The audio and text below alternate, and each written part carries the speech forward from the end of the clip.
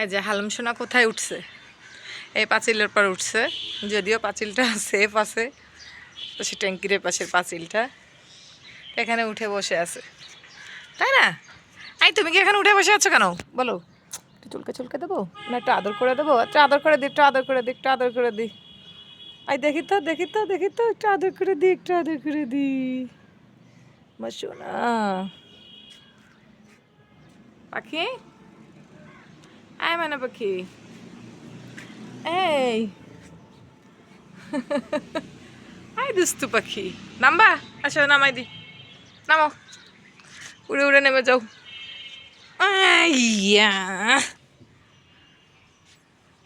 তো হালুম সোনা গুরু গুরু করতে ছাদে আসছে। ও ছাদে না আসলে তো মাথা নষ্ট।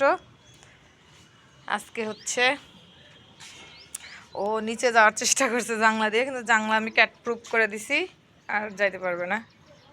মানে খুবই হয়, এই যে রমজান মাস আসতেছে, সেহেরি খাইতে উঠে মানে ওর জ্বালায় দুটো সেহেরিও ঠিকমতো খাওয়া যায় না।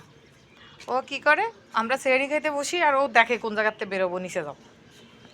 হ্যাঁ, গত বছর এরকম তো সেই মানে মরেই যাচ্ছিল, আর একটু হলে আল্লাহ বাঁচাইছে। মানে ওর গলায় তখন ছিল ওই যে ক্যাটের যে ইগুলো থাকে ওদের গলার যে লকেটগুলো, ওগুলো ছিল। পরে সেখান থেকে আমি এখন আসলে ওগুলো কিচ্ছু মানে পড়াই না, দড়ি বাঁধি না, কিচ্ছু করি না। আমার কোথাও নিচে গেলেও দূরে কোথাও যায় না, ওরে আমি পাবো, ও যায় না, গেট খুললে চলে আসে যে কেউ। কিন্তু যদি আল্লাহ না করুক কোথাও বেঁধে টেঁধে গলায় ফাঁস লেগে মারা যায়, আমি নিজেরা কখনোই মানে ক্ষমা করতে পারবো না।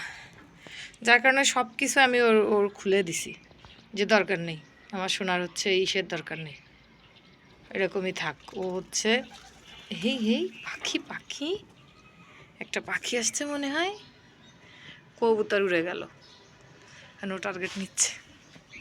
তো ও হচ্ছে দড়িতে বেঁধে ও ঝুলেছিল, পরে ওই আমাদের নিচের ওই পাশের যারা থাকে ওরা আবার সেই দড়িটা কেটে দিছিল।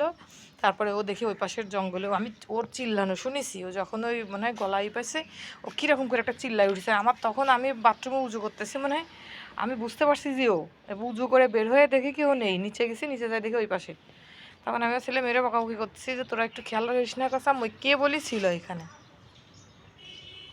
তো এরকম অবস্থা, মানে আমি ওর চিল্লানো মানে যখন গলায় আটকায় গেছে না, তখন ও চিল্লাই উঠছে, আর ওই চিল্লাই ওঠার কারণে ওরকম শব্দ হয়েছে। আর আমি তো বুঝতে পারছি যে তো আমার বিড়ালেরই কাজ।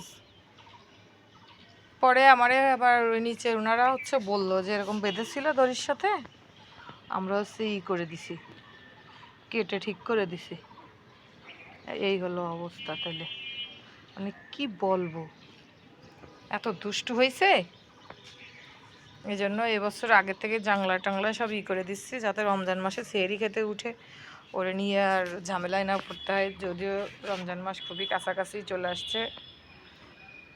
কি কিসের শব্দ হয়? হুম।